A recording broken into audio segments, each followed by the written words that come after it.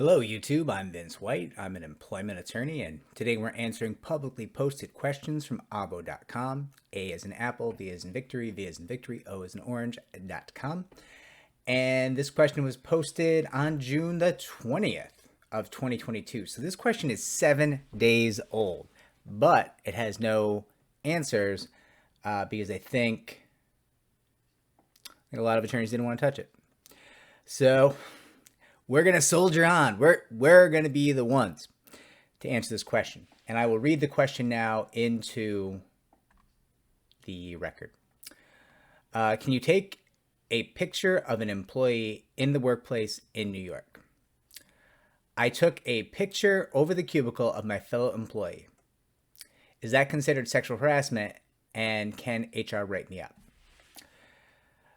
All right. So obviously, context is going to be king here, right?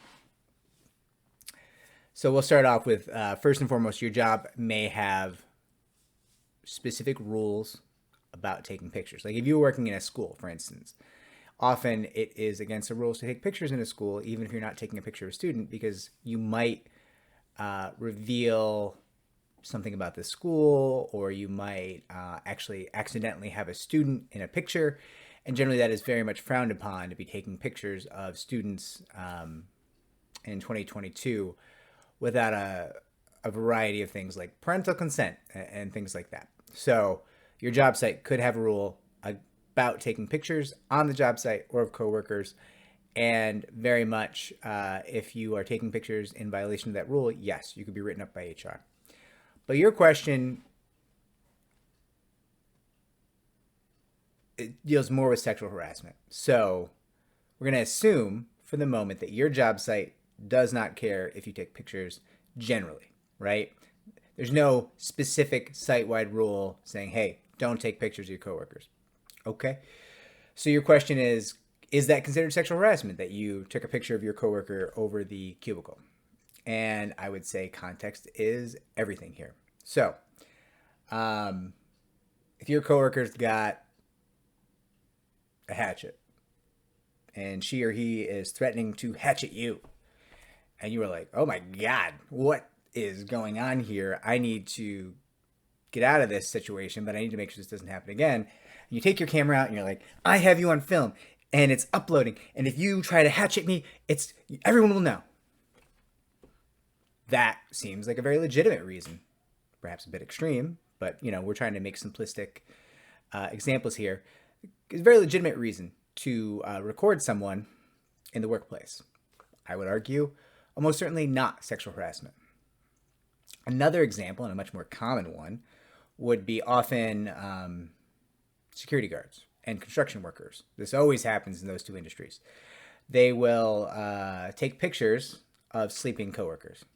Right? That's one of the main things that management for security guards does, is they catch employees sleeping on the job. They take a picture because they want to fire that person. They don't want to get sued. And obviously that person is not fulfilling the terms of their employment because they are sleeping on the job.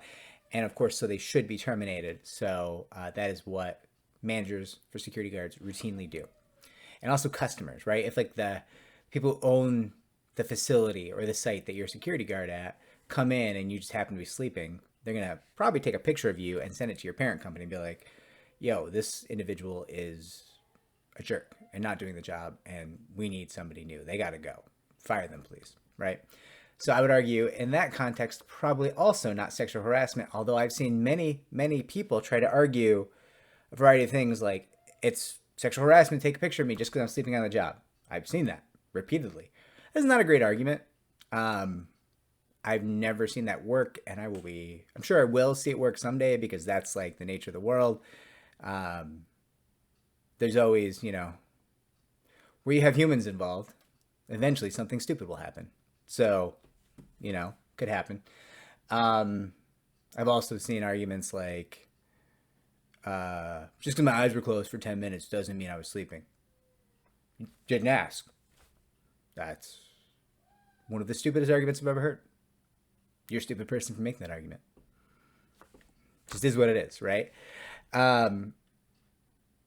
So I would argue that, all of these examples, not sexual harassment. An example of something that would absolutely be sexual harassment. Coworker bending over to do something, to work on the printer, and you're taking an upskirt photo. Yeah, that is sexual harassment. And you should not only be terminated and written up, you should also be prosecuted. That should be a crime. If it's not where you are, it should be, but it probably is, especially if you're in New York. It's definitely a crime in New York. If you're like leering at your coworker and taking pictures of your yeah, sexual harassment, right? I mean, come on, you know? So I'm not assuming what you're doing is sexual harassment. I have no idea what you were doing, what the context is. It is going to be somewhat up to the discretion of HR, how they view it, right? They're going to hear the situation and make a call as to whether or not you should be written up. It's important to remember, if you're not a union employee or a state employee or working under a specific kind of contract, you're probably an at-will employee, which means you can be terminated for any non-discriminatory reason or no reason at all, right? So even if, hypothetically, your worker is the hatchet worker trying to hatchet you, and you take a picture, and HR says, yeah, so we're going to fire you for taking that picture. I would argue you're in the right, but that doesn't mean you're going to get your job back, right? HR has broad discretion as to what to terminate for. The answer as to what they can terminate you for is any non-discriminatory reason or no reason at all, so long as it's not discrimination or sexual harassment related, right? And there's a few.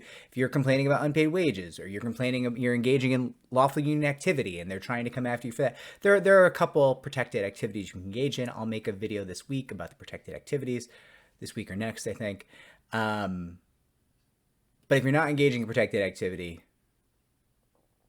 and it's unlikely that taking a picture of a coworker would be protected activity, unless you're taking a picture to chronicle sexual harassment or workplace discrimination, in which case I would argue you've engaged in protected activity, and you should be free of retaliation under a variety of statutes in New York, including federal and the New York State, possibly the New York City human rights law as well, depending where you are. So you see, this is a more complex question than you might have thought, and it is, as I mentioned, wildly dependent on context. So again, my assumption is everything you were doing is on the up and up. I'm not saying you're a bad human or you've done bad things, but I'm trying to give you an array of the possibilities of what could happen and how people might view this and how the law might view this and how HR might view this. And if this was helpful, like and subscribe. It does help me to help more people just like you. And yeah, I think that's why other attorneys didn't answer your question for 7 days. It was a little bit complex, and to answer this in text would probably have been hard. I've spent more than 8 minutes talking about it, and you don't have a definitive answer yet. You just have a lot of things to think about, and you're going to make your own judgment calls. So I apologize for that. I wish I could just be like, no, you're fine. Or, yes, you've done a bad thing, right? Like, I wish I could give you a definitive answer so you know, but clearly I don't know enough. And even if I give you my definitive answer of what I think, it doesn't necessarily mean HR will agree. So, good luck to you.